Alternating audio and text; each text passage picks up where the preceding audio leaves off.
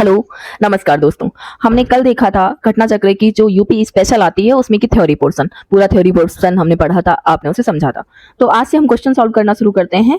Question को समझते हैं क्योंकि यूपी स्पेशल का चाहे समीक्षा अधिकारी हो चाहे यूपी हो, सब में बहुत ही व्यापक रोल रहता है। तो स्टार्ट करते हैं फर्स्ट क्वेश्चन से। पहला क्वेश्चन है, उत्तर प्रदेश की संस्कृति का एक ऐतिहासिक पूर्व काल। यहाँ समझना, एक ऐतिहासिक पूर्व काल होता है, एक प्रागैतिहासिक होता है। तो ये पूछ रहा है ऐतिहासिक पूर्व काल है, इसमें से निम्नलिखित में से कौन सा सम्मिलित किया गया है।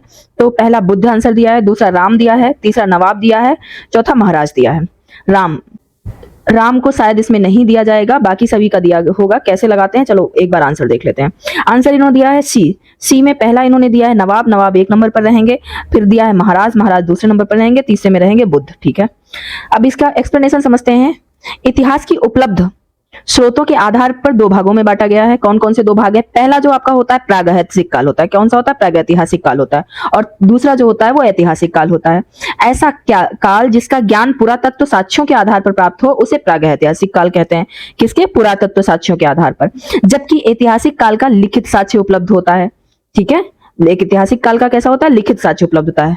प्रश्न में दिए गए विकल्पों में बुद्ध, नवाब, महाराज से संबंध में पर्याप्त प्रमाणिक लिखित साक्ष्य उपलब्ध हैं, जबकि राम के संबंध में जानकारी रामायण महाकाव्य से ही हो पाती है। यह भी लिखित महाकाव्य है, लेकिन इसे प्रमाणिकता साक्ष्य के रूप में स्वीकार नहीं किया जा सकता है, क्योंकि रामायण कालीन स्थलों के से प्राप्त पुरातत्व साक्ष्यों का रामायण से उल्लेखित घटनाओं से सामंजस्य स्थापित अभी तक नहीं हो पाया है, पूर्ण रूप से नहीं हो पाया है।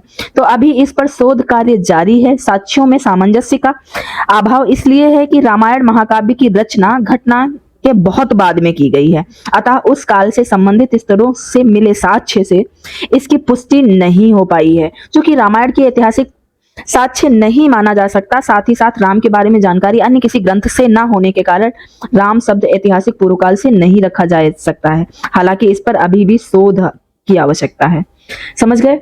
क्योंकि राम जी के बारे में हमें वैसे प्रागैतिहासिक साक्ष्य नहीं मिले हैं। रामायण है तो कुछ कहते हैं ये कहानी है, एक संकल्पना है, राम राज्य जैसी कोई चीज होती नहीं है। आप लोग इसके बारे में विवाद सुनते ही रहते हैं।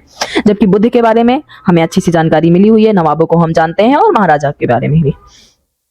दूसरा क्वेश्चन देखते हैं। गाजियाबाद जनपद में आलमगीर से प्राप्त पुरातात्विक सामग्री, देखो मैंने बताया था हड़प्पा कालीन। कौन सी? हड़प्पा कालीन। आलमगीरपुर में क्या प्राप्त हुआ था? आलमगीरपुर हड़प्पा कालीन था। यह मेरठ जनपद के आलमगीर से प्राप्त पुरातात्विक सामग्री हड़प्पा संस्कृति को प्रतिबिंबित करती है। इसकी खुदाई 1958 में यज्ञदत्त शर्मा द्वारा कराई गई थी। हिंडन नदी के तट पर स्थित यह हड़प्पा सभ्यता का पूर्वी स्थल है, जो हड़प्पा संस्कृति की उत्तरकालीन अवस्था का प्रतिनिधित्व करती है। प्रश्न में आलमगीरपुर गाजियाबाद में दर्शाया गया है, जबकि हड़प्पा कालीन संस्कृति का स्थल मेरठ में है। थर्ड क्वेश्चन है, निम्न में से सिंधु सभ्यता से संबंधित कौन से केंद्र उत्तर प्रदेश में स्थित हैं? सिंधु सभ्यता से, तो सिंधु सभ्यता उत्तर प्रदेश में कई सारे केंद्र स्थित है। चलो हम देख लेते हैं कौन कौन से स्थित हैं। तो कालीबंगा नहीं, उत्तर प्रदेश में नहीं है। कालीबंगा कहाँ है? राजस्थान में है, याद कर लेना। कालीबंगा कहाँ है? राजस्थान में है। एक्सप्लेनेशन में मैं खैर लिखा भी होगा, टाइम वेस्ट करने का मतलब नहीं। लोथल कहाँ है? लोथल गुजरात में है। आलमगीरपुर अभी हमने पहले पढ़ा, आलमगीरपुर कहाँ है? आलमगीरपुर जो है वो उत्तर प्रदेश में है। और हुलास भी उत्तर प्रदेश में। देखो आंसर क्या है? डी आंसर है, थर्ड और फोर्थ। ठीक है, देखो पहली लाइन में बता रखा है कालीबंगा राजस्थान से तथा लोथल गुजरात में स्थित है। आलमगीरपुर उत्तर प्रदेश के मेरठ जिले में तथा हुलास सहारनपुर जिले में स्थित है। ठीक है, नेक्स्ट क्वेश्चन देख लेते हैं। देवबंद आंदोलन यूपी संयुक्त प्रांत से किस वर्ष आरंभ हुआ था? तो ये डी 1866 याद कर लो। देवबंद आंदोलन की शुरुआत मौलाना हुसैन अहमद एवं अन्य लोगों द्वारा 1866 में देवबंद यूपी यानी संयुक्त प्रांत के दार उल उलूम की स्थापना के साथ हुआ था। फिफ्थ क्वेश्चन देखते हैं। उत्तर प्रदेश की सांस्कृतिक विरासत के संदर्भ में निम्नलिखित कथनों पर विचार कीजिए, इसमें से कौन सही है? इस प्रदेश में अनेक उत्खनित पुरा स्थलों से वैश्विक संदर्भ में कृषि की प्राचीनतम प्रमाण मिले हैं। फिर कह रहा है प्राचीनतम प्राप्त कृषि अन्न, जौ और धान मिले हुए हैं। तो अन्न, जौ और धान, अब देखो इसमें जो मुझे लग रहा है कि केवल पहला सही होगा कि कृषि के परिणाम मिले हुए हैं, लेकिन दूसरा जो है वो हरियाणा से मिला था। उत्तर प्रदेश के अनेक उत्खनित पुरास्थलों के संदर्भ में कृषि के प्राचीनतम प्रमाण प्राप्त हुए हैं। नवीनतम खोजों के आधार पर भारतीय उपमहाद्वीप में प्राचीनतम कृषि साक्ष्य वाला स्थल उत्तर प्रदेश के संत कबीर नगर जिले में स्थित लहुरा देव।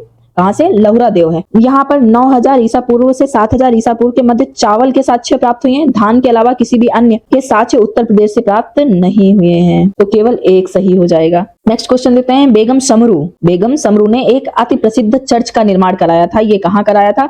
माउंट आबू में कराया था, नैनीताल में कराया था, सरधना में कराया था या कानपुर में कराया था? तो यार यूपी पढ़ रहे हैं तो जाहिर सी बात है यूपी का कोई स्थान होगा, तो शुरुआत के 2 स्थान अपने आप ही एलिमिनेट हो जाएंगे। सरधना भी यूपी में है, कानपुर भी यूपी में है, इन दोनों में से चूज करते हैं तो सरधना इसका आंसर हो जाएगा। बेगम समरू ने एक अति प्रसिद्ध चर्च का निर्माण मेरठ के निकट सरधना में करवाया था। बेगम समरू के प्रति एक यूरोपीय वाल्टर रेनहार्ट सांब्रे थे, जिन्होंने कई रियासतों को सैन्य सेवाएं प्रदान की थी। सांब्रे को बंगाल के नवाब नब्ज खां के सहारनपुर के रोहिला सरदार जब्त खां को हराने की प्रमुख भूमिका के कारण सरधना का जागीर प्रदान की थी। सोम्ब्रे का स्थानीय नाम अप्रभंसित होकर समरू हो गया था। अपने पति की मृत्यु के बाद बेगम समरू सरधना की शासिका बनी थी। नेक्स्ट क्वेश्चन देखते हैं, नवाब सिराजुद्दौला की बेगम का प्रसिद्ध मकबरा बहू बेगम का मकबरा निम्नलिखित में से किस स्थान पर अवस्थित है? तो बहू बेगम का फैजाबाद में है। कहाँ है? फैजाबाद में है। नवाब सिराजुद्दौला बेगम रानी ब्रैड बेगम मातुज जोहरा बानो उर्फ बहू बेगम का मकबरा फैजाबाद अयोध्या में अवस्थित है, जिसे अपनी प्रिय बेगम की स्मृति में बनवाया गया था। यह परिसर अब भी भारतीय पुरातत्व विभाग के अधीन है और सिया बोर्ड समिति द्वारा इसका प्रबंधन किया जाता है। निम्नलिखित में से कौन सा एक सुमेलित नहीं है? तो हम इसमें देख लेते हैं, सीधा आंसर में देखते हैं कौन सा सुमेलित नहीं है। तो इस प्रकार सुमेलित है, जोश कहाँ है? मलिहाबाद, रघुपत सहाय फिराक गोरखपुर, जिगर मुरादाबाद और चकबस्त लखनऊ। इलाहाबाद अब प्रयागराज हो गया है। तो रघुपत सहाय फिराक की कर्मभूमि और गोरखपुर जन्मभूमि थी। वे इलाहाबाद विश्वविद्यालय में अंग्रेजी विभाग के शिक्षक थे। कानपुर में उनका कोई संबंध नहीं है। ठीक है, जो गलत है उसकी बात कही गई है। तो ये एक क्वेश्चन था, कौन कहां से संबंधित है? हम लोग फिराकी को तो समझ ही लेते हैं कि गोरखपुर फिराकी है। निम्नलिखित युग्मों में से कौन सुमेलित नहीं है? तो सीधा आंसर पर जाते हैं, कौन सुमेलित नहीं है? इसने बोला है ये वाला सेम आंसर फिर से दोहराया गया है। रामप्रसाद बिस्मिल इलाहाबाद से नहीं थे। रामप्रसाद बिस्मिल शाहजहांपुर से के जन्मे थे। ये महान क्रांतिकारी और चंद्रशेखर आजाद के सहयोगी थे। काकोरी एक्शन में 1927 में गोरखपुर में इन्हें फांसी दे दी गई थी। अमीर खुसरो का जन्म 1253 ईस्वी में पटियाली में एटा में हुआ था। वर्तमान में पटियाली नवगठित जनपद कासगंज में स्थित है। मिर्जा गालिब आगरा तथा जोश मलिहाबाद से संबंधित थे। ठीक है, ये थोड़ा याद रखने का है कि जोश कहाँ से संबंधित थे, एक पढ़ लोगे हो जाएगा इसमें। ये क्वेश्चन गलत आया है, चूंकि यूपीपीसीएस में कुछ क्वेश्चन तो गलत आती ही हैं। भारत सरकार के संस्कृति मंत्रालय ने आजादी का अमृत महोत्सव एक अंग के रूप में जून 2021 में, ये उस टाइम का करंट रहा होगा इसलिए पूछा गया है, खैर तब भी जान लो। शहीद रामप्रसाद बिस्मिल की जयंती उत्तर प्रदेश में निम्नलिखित में से किस स्थान पर मनाई गई है? तो ये मनाई गई है शाहजहांपुर में, क्योंकि वो जन्मे भी तो शाहजहांपुर में ही थे।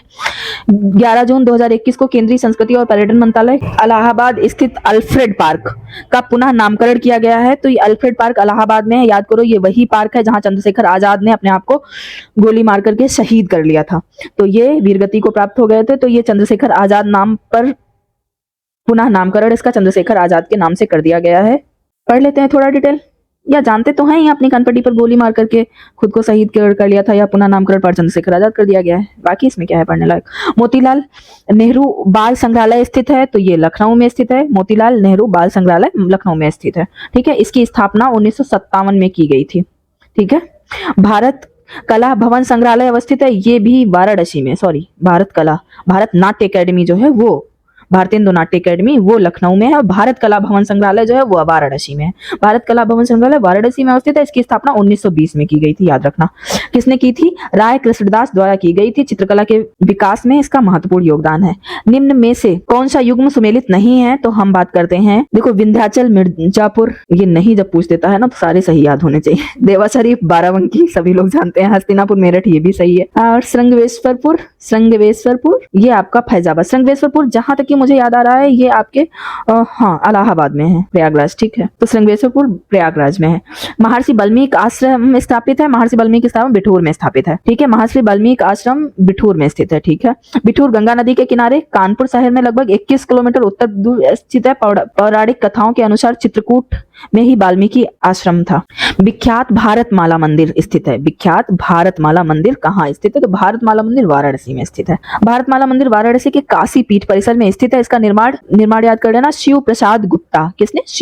बाबू शिव प्रसाद गुप्ता ने कराया था। शुभारंभ महात्मा गांधी द्वारा 1936 में किया गया था। भारतमाला की प्रतिमा संगमरमर की बनी हुई है और एक मॉडल के रूप में दिखाई पड़ती है। भारत के सागर मैदान तथा पर्वत का प्रतिनिधित्व समूचे भारत का प्रतीक है। भारत माता मंदिर देवी या देवता की परंपरागत प्रतिमा नहीं किंतु भारत माता का वास्तविक मानचित्र है। सारनाथ उत्तर प्रदेश के वाराणसी जिले में स्थित है। यह एक प्रसिद्ध तीर्थ स्थल है क्योंकि यहाँ महात्मा बुद्ध ने अपना प्रथम उपदेश 5 ब्राह्मण शिष्यों को दिया था, जिसे धर्म चक्र प्रवर्तन कहा जाता है। ठीक है, इसका एक अन्य नाम बौद्ध साहित्य के ऋषिपत्तन है। ऋषिपत्तन भी मिलता है। काशी के प्रसिद्ध श्रेष्ठी नंदी ने यहाँ बुद्ध के लिए एक विहार बनवाया है। मौर्य शासक अशोक ने इस स्थान को यात्रा कर यहाँ स्तूप व स्तंभ बनवाए थे। इसमें सिंह शीर्ष स्तंभ अत्यधिक प्रसिद्ध है। कौन सा? सिंह शीर्ष अत्यधिक।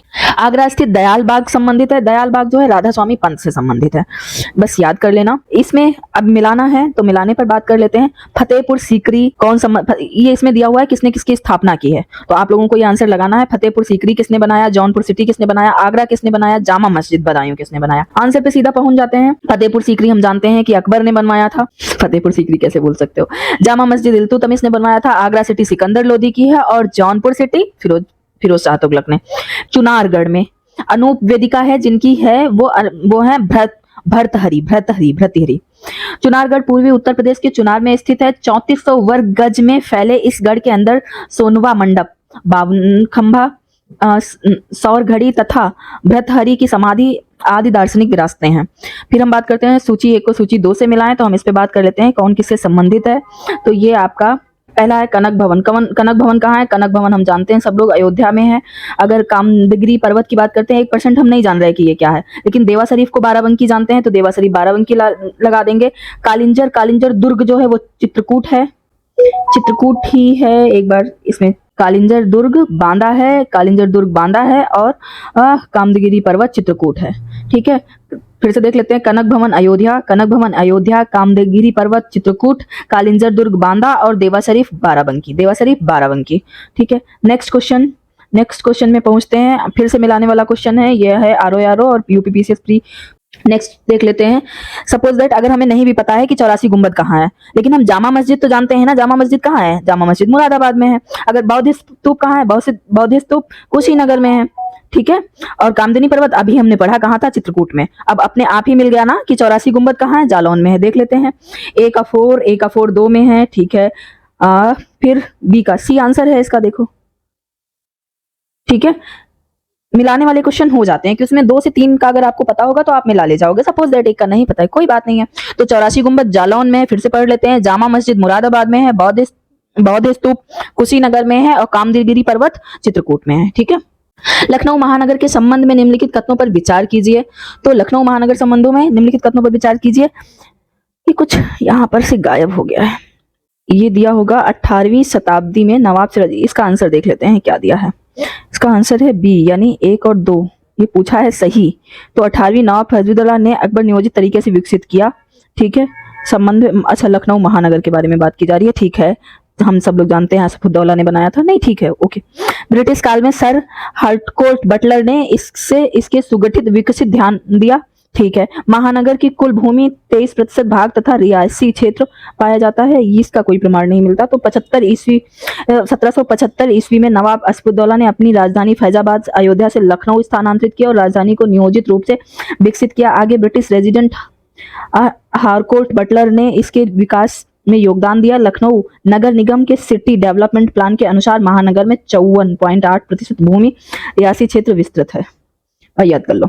25 नंबर क्वेश्चन देखते हैं। सूची 1 को सूची 2 से मिलाएं। फिर से सूची की कहानी आ गई है। अब किसकी स्थापना, अच्छा कब लखनऊ में अधिवेशन हुए हैं? अधिवेशन हमने पढ़े थे ना, तो कब लखनऊ में अधिवेशन हुए हैं और उत्तर प्रदेश में कब हुआ है वो सारे। नेक्स्ट क्वेश्चन पूछ रहा है कि कौन कौन से अधिवेशन कहाँ हुए, तो मिलान करना है। तो ठीक है, मिलान करना शुरू करते हैं।